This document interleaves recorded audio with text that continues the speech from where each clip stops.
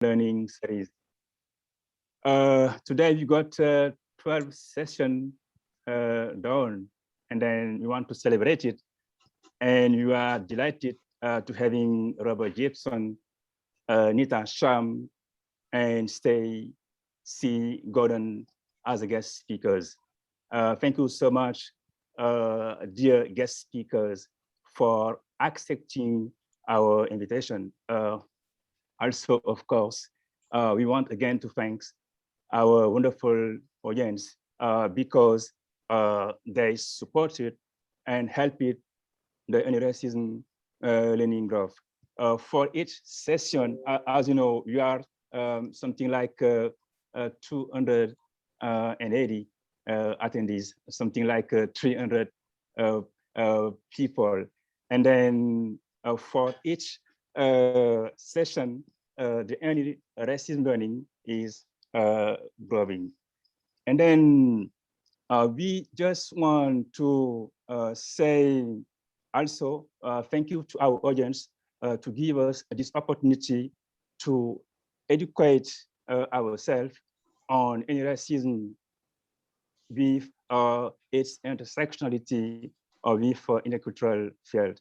And then right now, before I give the floor to Dr. Livingstone Thomas, I just want to ask you to allow us to listen only 52 seconds of SIETAR from Ravi Shankar.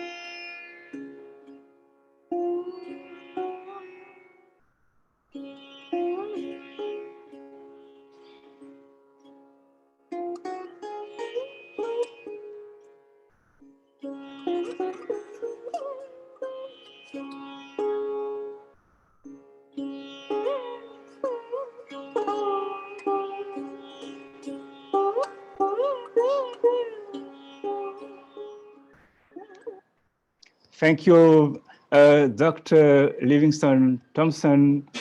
Over to you. Thank you, Papa Baba, and thanks to SIETAR Europa for facilitating this in another series of session. When we had the conversation, the presentation last week, 2 weeks ago by Dr. Alvina Grosu, it reminded us, and we were reminded of the issue relating to unconscious bias and the announcement that had been made by the UK government. In the conversation with Dr. Grosu, as we looked in the preparation for this synod, for this session, we felt that it was worthy that we come to terms with the implications of this for what was obviously an issue that was very much abroad in the way in which trainers dealt with the issue of unconscious bias. So the question, in the sense that we are raising as we meet you this evening to talk about unconscious bias, is it true that unconscious bias does not have a sufficient level of positive outcome for it to be worthwhile investing in? Are those trainers purporting to offer this kind of training simply wasting their time? We want to know the thinking of our panelists this evening about their attitude to the UK government, but more especially what they think about the future of unconscious bias and in the field of diversity and inclusion training. Coming from the United States, and Stacey, wonderful that you're able to join us, and we look forward to what you have to say, and I'll come to you in a little while. Robert Gibson, you're in Germany. It's a delight that we welcome you, and Nita Sharma, you're in the UK. How wonderful it is that you can be with us this evening. Nita, I'm going to start with you. First of all, Nita, I wonder, and it's a good reason that I start with you, Nita, because I haven't announced it to anyone else, and you probably do not know. But it was in a conversation with you many years ago that you were the first person who mentioned the issue of unconscious bias as an issue within diversity and inclusion training. Although I had been involved in the field, I had not yet really given any consideration to the issue of unconscious bias as an issue within training. So I thought I would wait until I am online with some 90 or so individuals, so at least admit that it was from you first that I heard about this issue of unconscious bias. So tell me, maybe rather than me introducing you, let's have a conversation. Nita, tell us a little bit about what you do, your work and your background. So one of the things that I do is I've been long in the field around diversity, equity, and inclusion. So terminology change over a period of time. So I've been involved in this field since 1988, but always within a context of organizational development and change, wherever I can possibly do that. So over the years, I've been consulting, facilitating, coaching individuals across that. But also what I've combined over the years as a part of my own development is got myself accredited as an interculturalist. So I went off to Switzerland to Milton Bennett and got the IDI and went off to do other programs with the Bennetts to become more grounded in my intercultural competence. So along with that, over the years, what I've been also doing quite extensively is coaching senior leaders across not only DEI, but around leadership. Because one of the other things I see DEI is doesn't sit alone. It is actually about leadership accountability for me. So one of the work that I do combines those three threads together. And of course, terms and terminology, 15, 20 years ago, unconscious bias did not exist at all. It wasn't something, it was on the radar. And I like to see myself as an early adopter. So when you and I had this conversation, I think 6 years ago, it was just emerging, but actually driven very much from the US, from the works of Howard Ross and other people like that from the US that was talking about unconscious bias as a way of dealing with what they used to call equal opportunities training. And so that sort of came into being. So my work has changed and evolved around this. Of course, I've made mistakes. Some of the lessons I've learned over the years of what I have done, I would not repeat again. And as a part of the early journey around unconscious bias. But I can talk about that. But what I will say, two things that come to my mind, many things, but two things in particular. And as I was preparing for this, I looked at the civil service. I looked at the government's reason, and I thought, why they're doing this in 2020 after May the 25th, when the world was being turned upside down after George Floyd. The organizations were grappling, okay, they were moving towards quick fixes, I have to say, but somehow they embarked on this course. And I've read some of the research in preparation for this, and some of it's valid, I completely get that. However, having decided that, oh, we're not going to do this anymore, what are they going to put in their place? Yeah. Well, I'm going to challenge you to raise some of those issues with us later on, Nita, but I see where you're staking out your ground in terms of the issues that are fundamental. Let me come to Robert. Robert, you are based in Germany, and I was very impressed when we met, first of all, at the last SIETAR Europa Congress, and was quite impressed in one of the sessions in which you did an issue relating to unconscious bias. Robert, tell me a little bit about what you do now, and maybe what would be the main issue that you'd like to bring into the conversation this evening. Okay, thank you very much for inviting me. I feel very honored to be on this panel here.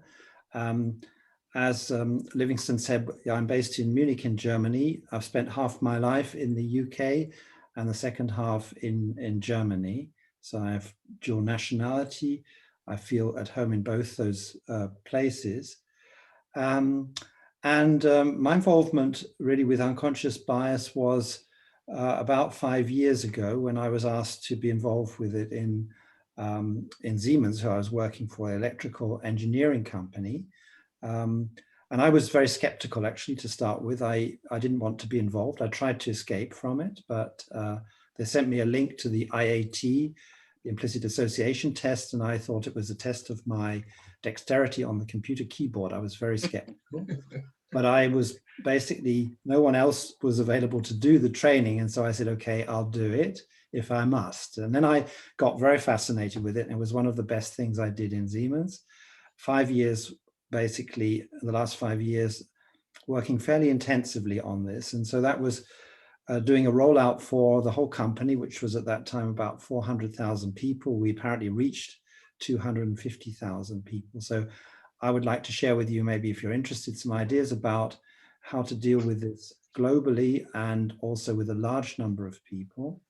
At the moment, I've taken out a retirement from Siemens. I'm working freelance. I'm not representing the Siemens company, so I'm not saying anything that's of corporate messages.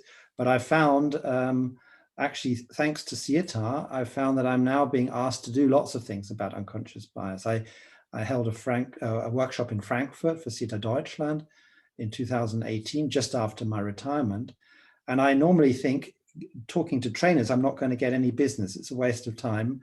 But actually, it led to a very big project with a pharmaceutical company where they're also doing this. So my experience is in these international companies. At the moment, I'm working on that, obviously virtually most of the time, and have just finished a book which will be coming out in November, which is actually trying to combine diversity in the whole intercultural field. So I feel these things are all coming together, and I'm really encouraged by how SIETAR is seeing the link between diversity and intercultural issues, intercultural competence development. And my interest today would be really two things about how far we have to adapt diversity and inclusion unconscious bias programs when we do this globally. How far do we have to change things? How far can we have a global approach? And the second thing, which is a more practical thing, where I would be interested also to hear from our audience or our participants in this panel discussion, is I feel there's a lack of experiential techniques for developing sensitivity to unconscious bias or implicit bias. I think there's a bit too much reliance perhaps on the implicit association test. And I'd like to hear about other things, because I feel that some of the sessions I run become a little bit cognitive and they don't really touch people's hearts. So I would be interested either within this session or even afterwards via LinkedIn or whatever to hear your ideas on that. Yeah, well, and as I know, certainly has said she'd love to hear a little bit, you talking a little bit more about the implicit IAT, so you may want to keep that in mind or something. But let's go to Stacey, and here, Stacey, you are based in the United States. It is probably early morning where you are now, so we're glad at least you don't have a late sleep, so you managed to join us. But tell us a little bit about what you are doing with WeWork.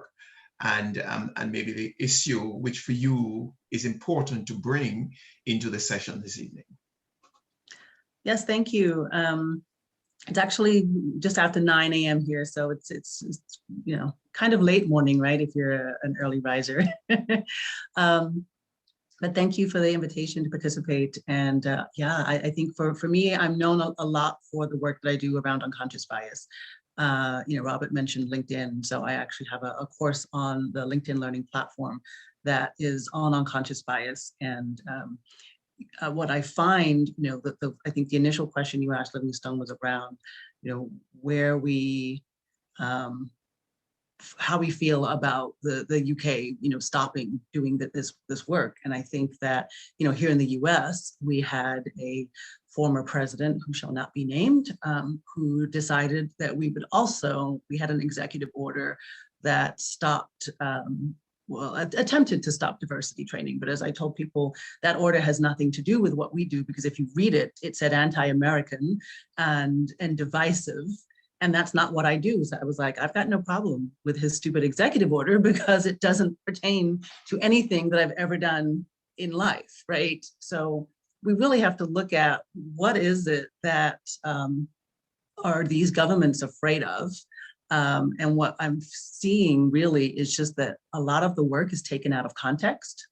A lot of the conversations are out of ignorance and people not really understanding what it is that they're supposed to be doing, and also just a lack of proper expectations. Anyone who sits through a 60 or 90-minute training and expects that somebody is going to come out on the other side of it, a changed person, has expectations that make absolutely no sense for the education community, right?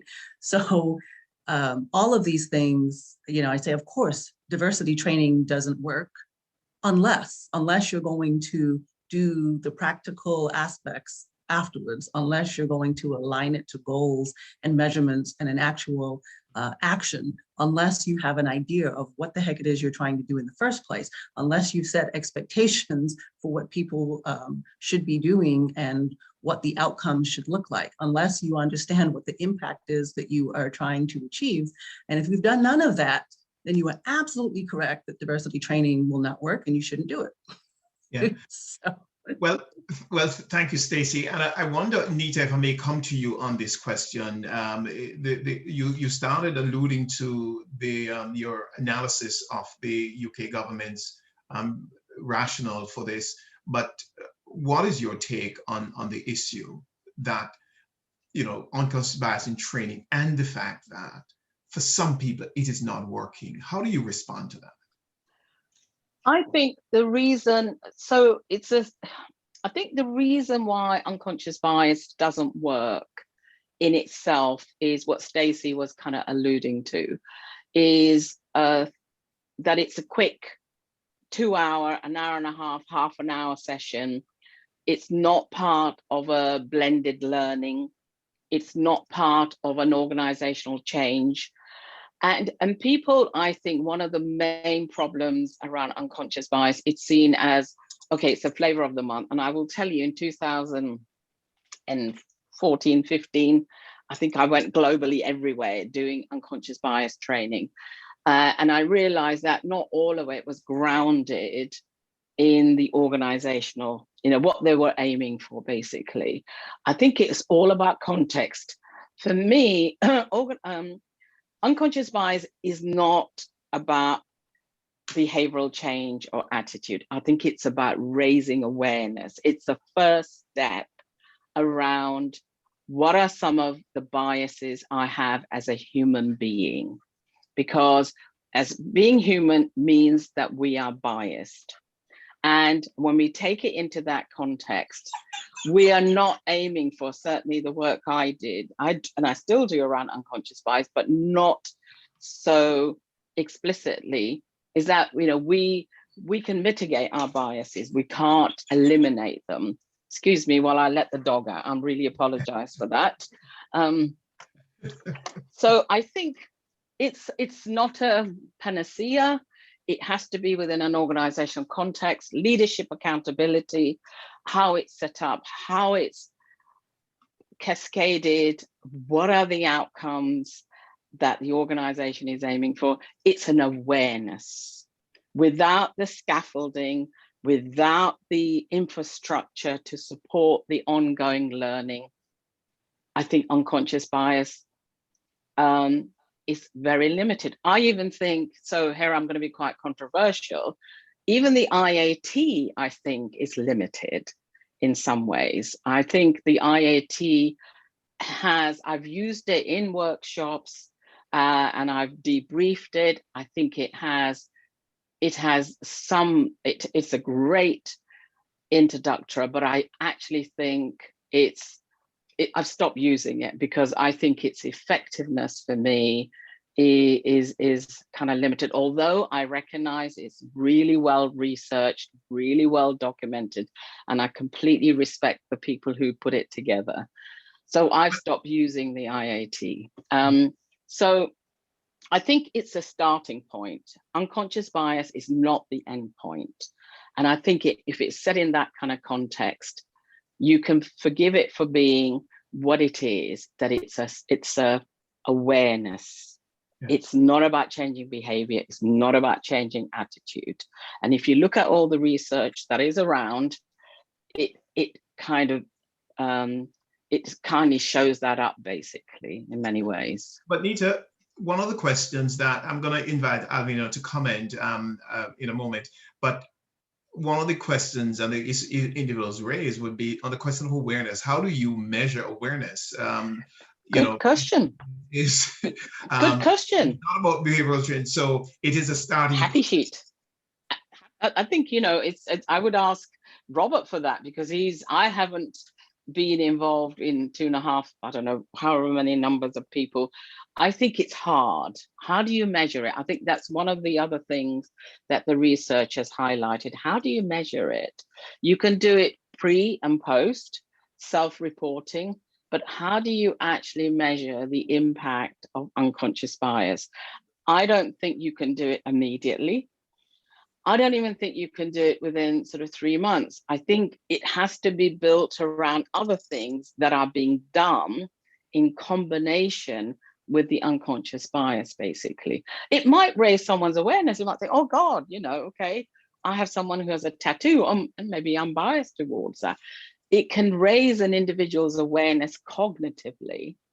And certainly the workshops I ran on unconscious bias, which were 3.5 hours long, sometimes 4, there were a mixture of experiential learning.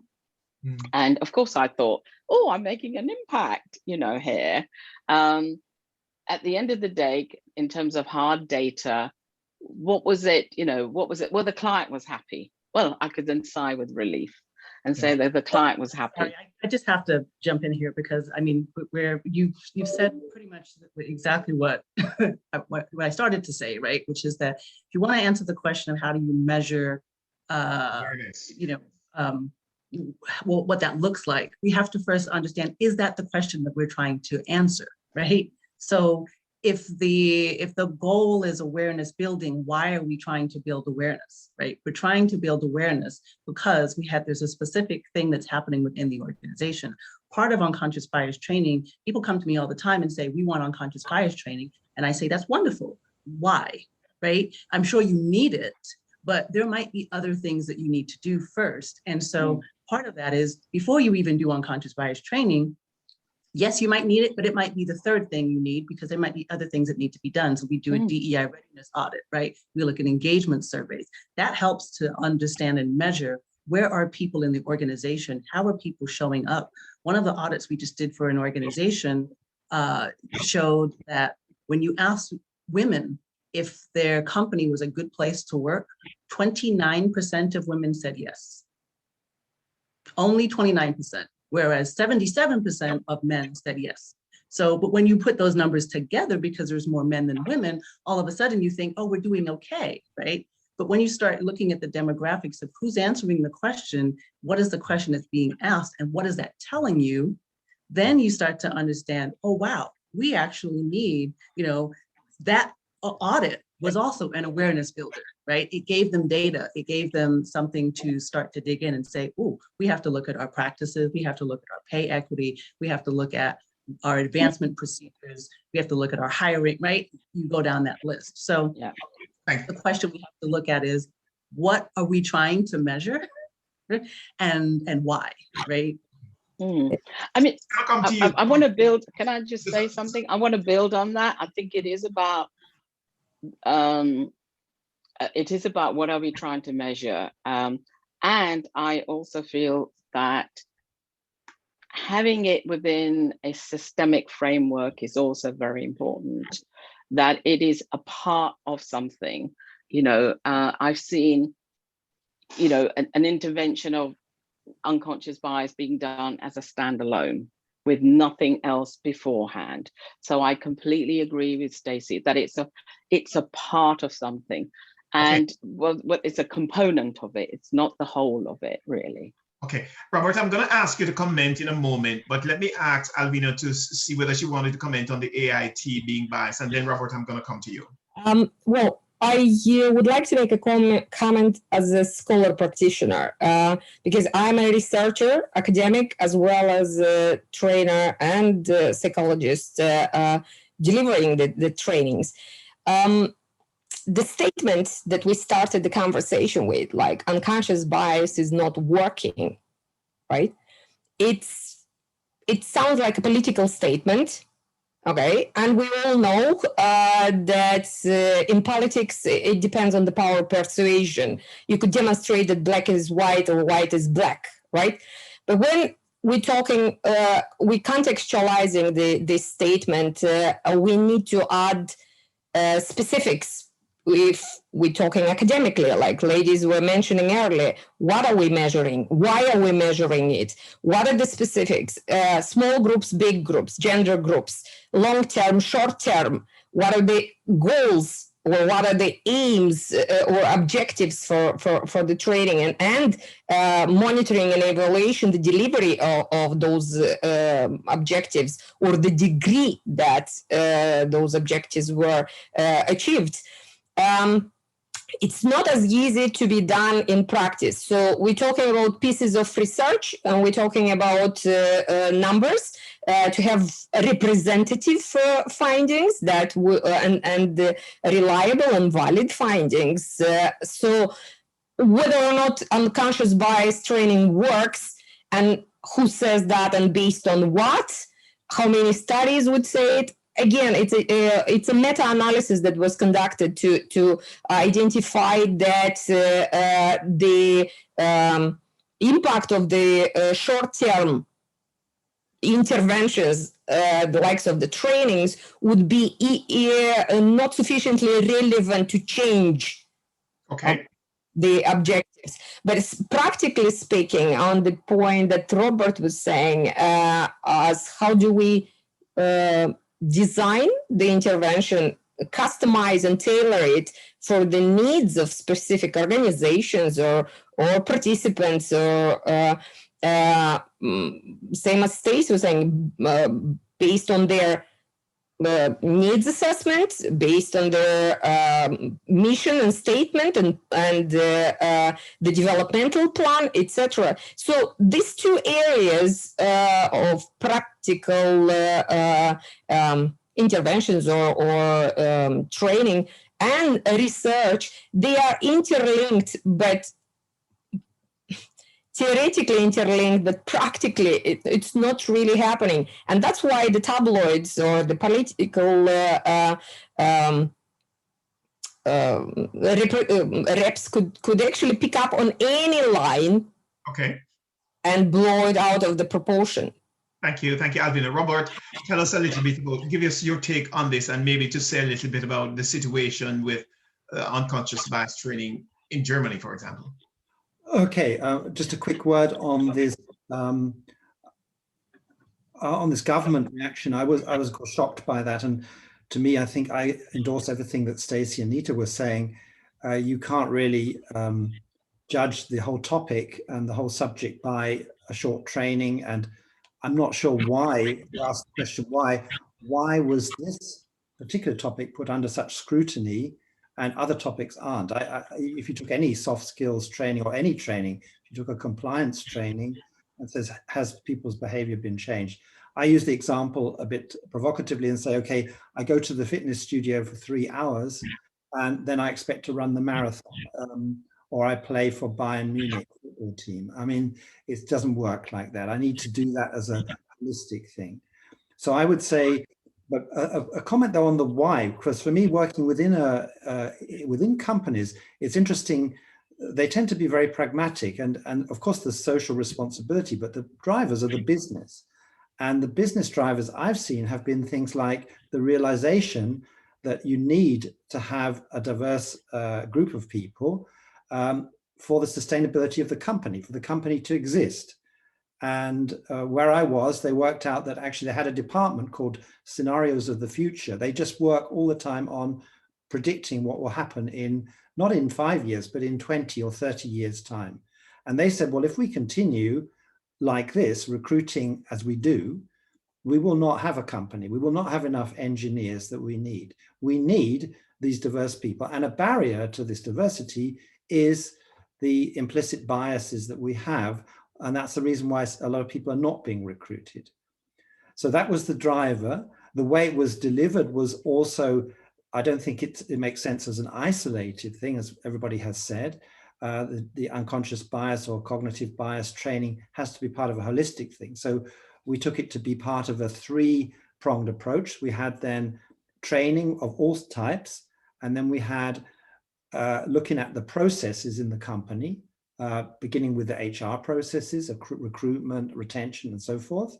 And then quite a major communication campaign. And all this was linked with not just HR, but also the business itself. And we were lucky that we had business board members. The final thing I want to say here on the measurement, which is a key thing. Of course, people say if you can't measure it, you can't manage it or whatever.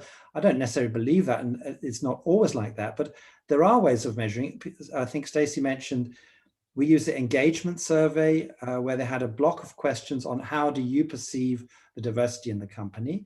And through these three measures that we did, three areas, this actually improved tangibly. We didn't measure it with the customers. That would also be a problem and an issue. And of course, you need to have, we started to do diversity audits, which were quite shocking for people to find out the board was very diverse, but the next level was not diverse. And so, Stacey, I'll come to you. Stacey, I'll come to you in a moment, but let me come to Nita first, and to hear from you, Nita, about the situation in the UK vis-a-vis the use of unconscious bias training and the reaction to the government's lack of interest in it going forward, since the government is a major employer for trainers when it comes that may use unconscious bias training. I mean, I would say that practitioners in the field were sort of outraged around, what the government was actually doing. I have no idea because I don't work for the civil service, thank God. So I don't know what they have in place as a way of what they call, and they use this term all the time, leveling up. So I don't know what they're doing. All I know is that many people who work in the UK who do this work do it as a part of unconscious bias, as a part of diversity and inclusion and creating inclusive workplaces. So for me, it's almost like, on a personal note, I don't talk about unconscious bias as such. I talk about creating inclusive workplaces where unconscious bias is one of the segments that we talk about, basically. I'm much more interested in that. How do we get there? What are some of the barriers? And maybe an unconscious bias, the association that we have could be a barrier around recruitment and selection, things that Robert is sort of saying in the system, in the structure, in the leadership competency. That's where I'm, my focus, my interest now is around creating inclusive workplaces. How do we create that? How do we create equity in the workplace? And diversity is a part of that mixture for me at the beginning of any discussion I have with clients. So I think for a lot of my peers, I think inclusive workplaces is where it's going. And I don't hear so much around unconscious bias, except for organizations who want a 90-minute session on it as a way of redressing, their panic around, oh, we need to do something, and these are large organizations. We want to do a 90 minutes webinar on unconscious bias. And to be quite honest, I'm not really interested. And I know for a fact, people do it globally. And I think unless it's a part of something, I don't understand why individuals still do that, because it's not linked in with inclusive workplaces, it's not linked in with equity, and it's not linked in with diversity. Thanks, Nita. Stacey, tell us about the situation in the US. How is this issue being dealt with as a tool within the whole diversity and inclusion training spectrum? Yes, I will come to that in a moment, but I want to also just address something that Nita said, because I used to have the same policy, right? Like, why are we doing these sessions? But it actually goes back to what she said in the very beginning, which is a tenet of what of the work that I do in terms of education, right? Is that we have to build awareness. There are people walking around who are ignorant of unconscious bias. They are ignorant of culture. They are privileged and do not understand what it even means to not be privileged, and are so privileged that they can't even hear the words when you say it, right? And so what I have found is that going into companies and doing the 90-minute session starts to get them thinking. It gets them on that path of awareness. So the question is, can we measure that awareness? Maybe not, right? But when I walk into a room and there's 100 people in there who before did not give a crap about equity in their workplace and are now starting to realize that they actually have impact and that they need to make a difference, I see that impact, right? Now, are they going to make a change immediately? Are they going to be able to do stuff right away? Probably not. If we don't follow it up and do more, are they going to forget about it? Absolutely, because that's what happens, right? If we don't practice the thing, we forget about it and we slip back into our old habits. But I do think it is necessary for the awareness building, because there are so many people who have not been told. They have not been rapped on the knuckles and said, what you are doing is not acceptable, and we need to have the conversation, and bringing them to a place where we can have that conversation without judging, without shaming, without having to, make it this nasty confrontational conversation. That does need to happen. And so we're doing more of that. The other thing is I actually have the Sharma certification in inclusive workplace cultures, right? Building inclusive workplace cultures. I'm actually also certified to teach it, because we understand that you have to create an inclusive workplace culture. That these things, they all come together, right? You can't have inclusion without diversity. We also like to talk a lot about culture, but the culture, it cannot be understood without also understanding diversity. And so when you talk about culture but don't talk about diversity, right, we have a problem. So I wanted to address all of that. But your question to me, Livingstone, was around in the US, what's happening, that the training, I actually have the memo, and I brought it up because the memo that went out from the executive branch, it said, let me see here. It says we have been required to attend trainings where people are told that virtually all white people contribute to racism, or are required to say they benefit from racism. Like I said, none of my trainings we've ever done this, right? And most people who know what they're doing in diversity, equity, and inclusion do not do this. But what they had said is that these types of trainings run counter to the fundamental beliefs for which our nation has stood since its inception. I'm sorry, when I read that, I heard, oh, so you mean on the basis of slavery, right? So to answer, I think, Robert's question as well around why would a government do this? Because of fear, right? The foundational, and I'll speak for the United States specifically, the United States was built on racism. It's built on fear. It was built on that foundation. So when you start to dismantle it, the people who are at the top and are in power are going to be afraid, because they believe that people are going to turn around and do to them what they have done to others. Most people are not that vindictive and not that evil. So that's actually not going to be what happens. But that's part of the understanding, is this idea that there's just major fear. There's fear that if I give power to one group of people, it takes it away from me. And I think Robert made it clear too. And when we say, when we have diversity and we actually open up our workforces and bring in the people who we need, because we're all clamoring and saying, oh, we've got a workforce shortage. No, actually what we have is short-sightedness of who can do the job, right?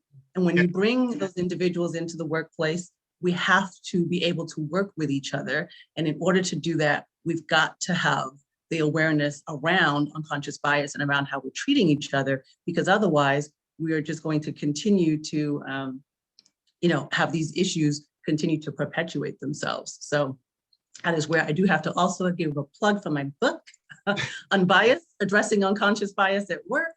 It came out March 30th in the US. It came out, I think, May 25th in the UK and throughout Europe. So if you have not bought a copy, great time to do so. Great plug for your book, Stacey. One of the issues that I felt, and I'm going to come to Robert with this one, and Robert, make your point and consider this that I'm raising. To what extent this thing we call unconscious bias is really unconscious? Robert. Okay. I found it very interesting, Stacey, your comments there about these, also these one-off sessions. I think you can see them as is it a door opener or as a cosmetic thing? And it can be a door opener. You have a chance, often with a large number of people, to get a message across. To get away from this sort of people actually rejecting the idea of unconscious bias or even of diversity, which was to answer your previous question about the situation in Germany. In Germany, these words are also quite difficult. I noticed this when we try to translate them into German. Unconscious bias is quite hard to translate. Even diversity is not so easy. They're not really terms that have been around so long, and they're new to people. So actually, at the beginning of the project that I was involved with, we decided to call, to appeal to the business community. We called the training that we did, which was probably very similar to what many practitioners are doing, we called it actually Making Better Decisions. And we looked very much, and we employed a guy who was a professor of statistics. And I was thinking, what are we doing with this? It's not about this, but I really am convinced now that it's about helping people to say, okay, when they're recruiting someone, for instance, if I have a candidate, am I really making a good decision if I'm just driven by my gut feeling, which is my cultural filters that I've grown up with, my biases that have developed over many years? It's not saying you've got monsters in the mind and you're evil, but we all have, we filter information, we filter our experiences, and we come to those things. So making better decisions was actually quite good. And this got the business side on board, and it got it away from this sort of softy HR area, which it had previously been labeled with. And people said, well, okay, if I'm a manager, that's what I do all day long. And if you can help me to make better decisions. So I'm recruiting the best people by being open to everybody, regardless of their ethnicity or their handicap or their sexual orientation, whatever it is. So I thought that was a bit of a breakthrough there. I think that that this is quite important. And I think the situation in Germany is quite different from, of course, the basic issues are the same, but the framing of this and the environment is different. And these international companies, the freedom was actually because people were, you didn't have to do so much convincing about it, because people said, okay, I want to do this. So if the government rejects this, to me, they're saying to people, we don't want you to think, we don't want you to be reflective about why you do things. And perhaps that's their interest to do that, I don't know. But I think it's important how you frame this, how you sell it to people. And I pick up on Nita's question too. I think it's also about stressing that we're talking about inclusion and not just diversity for its own sake, but we want to have this inclusive environment, and that the biases or the filters are our barrier to this. Alvina, I'll come to you in a little while, but just to come to Nita now and to hear from you, Nita.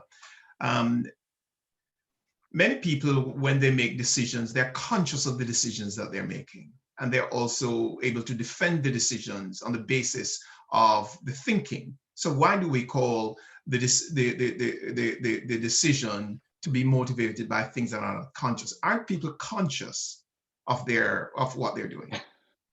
No, I don't think so. I think people aren't always conscious of their decision-making process. So I would share with you something quite insidious, like a delegate was sort of saying, if somebody walked in and they were wearing white socks, you know, it wasn't until they went on the workshop that they made a decision that somebody wearing a white socks or being not dressed properly weren't someone who was serious about wanting to be employed.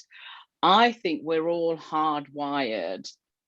And, you know, let's face it, unconscious bias has its role because, you know, we get trillion bits of information being sent to us and we have to filter that. Except I think when we come to individuals and, you know, we have stereotypes and we have assumptions that we make, and many of those are even hidden. And for someone like myself, who's been in this field for a long time, I will say I get tripped up and I go, oh my God, what have I done? You know, and for me, it's not, sometimes it's not a conscious process. Of course, people make conscious decision that they don't want a Black person, or they don't want a woman, or they don't want a gay person to work with them because of their kind of values or whatever. I think most often people make decisions unconsciously. And I think that's the key thing. You know, unconscious bias shows up in our interactions with other people. You know, I often say to people, who's in your group, who's in your affinity group, and that shows up, who's in your affinity group. And the second area that I think Robert touched on, which is very important, is we often make decisions on the basis of, you know, it's not a rational thing.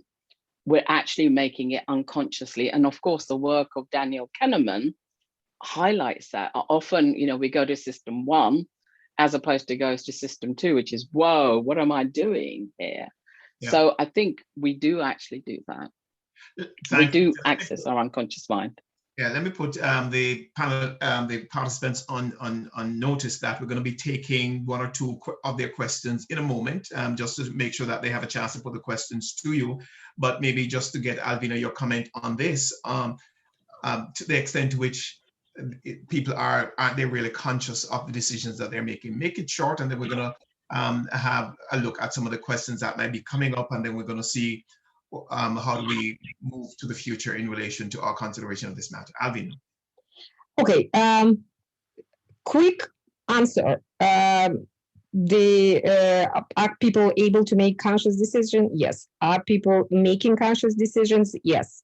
Can people make unconscious decisions? Of course they do. What is the proportion? Again, it's probably 90% to 10% in system 1 and system 2, as Nita was referring earlier. But in the respect of why do people make those decisions and how can awareness be increased, is going back to Robert's point about frame. If the frame is positive, there is openness, there is willingness, then the likelihood of stereotypes or judgments or discrimination to come into equation is minimal. If the frame is negative, driven usually by fear, then the automatic automatic response of the body is defense mechanism. And then the unconscious steps in and starts defending based on all life experience and all the amygdala work and or amygdala hijacking the rational thinking. So in that respect, the unconscious bias is pretty much there. It's just about managing it and managing it with the frame. Alvina, thank you. Frame. Thank you. Nita, there's a question there about the relationship between stress and unconscious bias. And Robert, there's a question about the building of skills and how to do it. But Nita, I want you to take the question first about the relation between stress and unconscious bias. For what I know and from what I've read, I think if you're, under stress we often go to our default place. And when we go to our default place, there is ample opportunity for us to act on our unconscious bias. So I think our unconscious bias is heightened. You know, imagine you're going from one meeting to another, and then you're doing a recruitment of, you know, of a candidate, and you haven't had time, you haven't had space. That is a prime area, and you're stressed, where unconscious bias can really show up. So yes, stress and unconscious bias, there is a relationship between the two. Nita, you will come, please look at the question between unconscious bias and social paradigms, and take that after Robert respond to this question about building skills. I very much like the question now, just reading it about, for those who've not seen it, what skills are we trying to build and how can we do that? Before we look at skills, I think there's a certain amount of knowledge. What I tried to do with our unconscious bias training was also to educate people about how the brain is working. And that's why we used a lot of scientific research, which we got hold of. I'm not a neuroscientist. Nobody in our team was a neuroscientist. And probably there's a lot of things being spread about neuroscience, which are very much not necessarily true. But I think it is a really very, very interesting area. And I know that every SIETAR conference, there are more talks on neuroscience and so forth. So first of all, before we look at skills, looking at how does our brain work? What happens when we're in, for instance, these stressful situations to the brain? How like Daniel Kahneman's work that Nita mentioned, how this two types of thinking work in the brain and so forth. So we did actually, and that was a brilliant way of actually getting the attention of some of the people that I was working with who had an engineering background or medical background, scientists in the pharmaceutical industry. They love that, but of course that's very cognitive. The main skill that I think that belongs in this sort of training is actually really the skill of self-reflection, and that can be enhanced by using a tool like these tests, associated IAT, but it can also just be just taking time out to think about how do we do this? What happens when we were doing things like giving people 10 LinkedIn profiles of people and saying, actually, who choose for this job? And they were coming to all sorts of crazy conclusions on the basis of a photo, for instance, about who might be the secretary and who might be the CEO, and normally getting it wrong. So developing those skills of self-reflection and encouraging people to take this time to go into the reflective mode when they were making decisions, and to know their own limitations, to know when to bring in other people to help them make decisions. So to set up, if you're having a diverse panel for your recruitment, for instance. So, but I would like to know more about from the others, what skills there are that we can develop as trainers. Thanks, Robert. Alvina, there is a question about psychology there that you may want to have a look at. But Nita, if you would maybe tell us your thought on this question between the intersection between unconscious bias. Sorry, what was the question? Sorry. So just to go back to the question, if I might, it says that how does unconscious bias intersect with social paradigms behind the construction of diverse groups? Oh, yeah. I don't know how to answer that one. It's very cognitive. Yeah.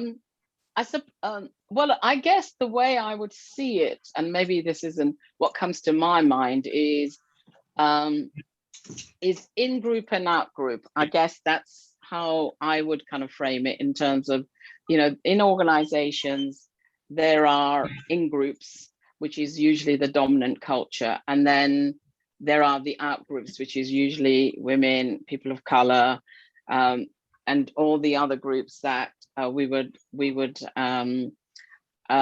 you know, have, who are in the minority. So I mean, that's the way I would actually answer that question. And I think what I want to say is that unless we can own, unless we can own the kind of power and privilege that exist within organization in our society, I think we're going to get a system of inequality that that exists, where certain groups are always going to be on the outside, and certain groups are always going to be on the inside, really. We're going to be looking to wrap up in a few minutes. And so Robert and Nita, I'm going to be asking you to be considering what will be your final comments. But Alvina, there's a question that relates to I put that question privately to you, that I repasted it privately to you, which was about from a psychological point of view, of decision of an individual are always made with unconscious bias, but we need methods to lower or better wipe out the impact, on example of blind auditions. Do you want to comment on that? Well, the example is a good example, blind auditions, but it might increase the stress, it might increase the anxiety. So the methods that would work probably would need to address the fear first. So to reduce the fear, to increase the comfort, and then psychologically to let the guards down to for whoever is making those decisions. If they let the guard down, then the likelihood of a more open, inclusive decision would be made. So you, rather than addressing the symptoms of the problem, you have to address the cause. And the cause is the attitude, the emotional factor. Okay, Anita, just before I allow you to speak, Stacey has left us because she had indicated she would have had to leave prematurely, and we did not bid her adieu as she left the panel room. But we were of course thankful. We'll say thanks to her in a moment. But looking to wind up now, Nita, you want to make your comment and maybe make what you would see as a critical issue for us to take away from this session. I think you know, to pick up Alvina's point is for me is attitude plus looking at process and structures within an organization to address that. You need both. You can't have one without the other. So for me, that's really important. I think for me, unconscious bias has to be part of a process, and it's whether it's the starting point or the midpoint, it has to be part of a systemic change, which is leading to the way an organization functions behaviorally. So this is, and I, you know, my sort of comment is that one of the skills that I think to build on what Robert was saying is perspective taking. You know, one of the things I do combine when I do unconscious bias is how can we start building skills of perspective taking, understanding where other people are coming from. But the bottom line for me is have it as a part of an overall strategy. And then you can see and measure and look at the way you're going to measure it. And what changes are you looking for when you embark on this intervention? It's not an initiative, it's an intervention, basically. Thank you, Nita. Papa, there's a question about where we will need to be able to get the recording, but hold on to your answer for now. We're going to ask Robert if you could make your final comment, Robert, and wrap up. Some people are feeling that the session is a little too short, but I believe we may have to consider how we may come back to this issue at another time. But Robert, what is it that you want us to reinforce and dig down on as we go in? Yeah, I can just endorse what the others were saying, particularly what Nita just said about this, I would call it holistic approach. We need to see this unconscious bias training as part of a whole series of measures or actions or whatever within organizations or within society. To me, the starting point, often people say is quite obvious, but is not obvious to all the people that I get to meet, is I think people have to be convinced of the value of diversity before you start doing unconscious bias training. Because if they're not convinced of that, then I think you may be hitting your head against a brick wall, basically. The second point is really, I think it's very important to use the science in a respectable way. And I think that's where we need everybody to really take it very serious. I think it's very useful to know how the brain works. Interculturalists have been talking about stereotypes for many years, but now we've got no figures of brain. We can measure the effect of the brain of pain, social exclusion, and so forth. And the last point is really, it's a question of managing expectations. As we said at the beginning, the starting point was the UK government.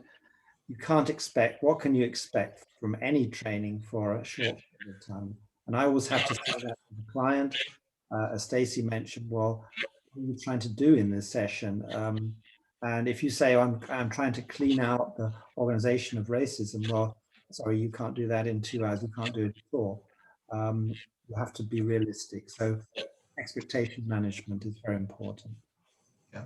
Alvina, I'm going to ask you to comment your final word in a minute, but before you do so, let's hear Robert. I mean, Papa, would you say something about where the recording for this session, how people can? Yes, thank you, Livingstone Thompson. Just quickly, now the recording, it's only for the membership benefits. And then if you are a SIETAR member, we can send you the recording. Thank you, Papa. And if you have something about the next Congress you want to throw in before we leave the session here today, there are still 80 people hearing us, so they will benefit from what you may know about the next Congress. Or if there's anybody in the chat that in the group that can say something about the next Congress, that would be helpful. But Alvina, what's your final word? My final word would be that I agree with everybody and everything that was said so far. Okay. And I'd say that let our positive unconscious biases play out in this case and continue the conversation on it. Well, it remains then only for me to say, although I know some people would love us to have gone on for so much longer, we really want to say our appreciation to Stacey, who has gone already, and to Nita and to Robert, who are still here with us, and to Alvina. You have really stimulated for us the interest and the conversation in this matter. In a way, we do recognize that the whole question of how the aspects of the training we do function in the overall aspiration to deliver change and to have behavioral change is something important for us to reflect on. And the attitude of the UK government, in a way, has stimulated us, I believe, to think about more intensely about why we do what we do, and therefore how critical it is for us to be very clear on what the outcomes that we're trying to realize. So let me, on behalf of the panelists, say thank you to all those who have participated here today. We've benefited from your presence and your questions, enabling us to keep focus on the matter. So once again, on behalf of SIETAR, we just want to say thank you all for participating. Thanks to our panelists, and have a good evening. Thank you for inviting me. Thank you. Thank you very much.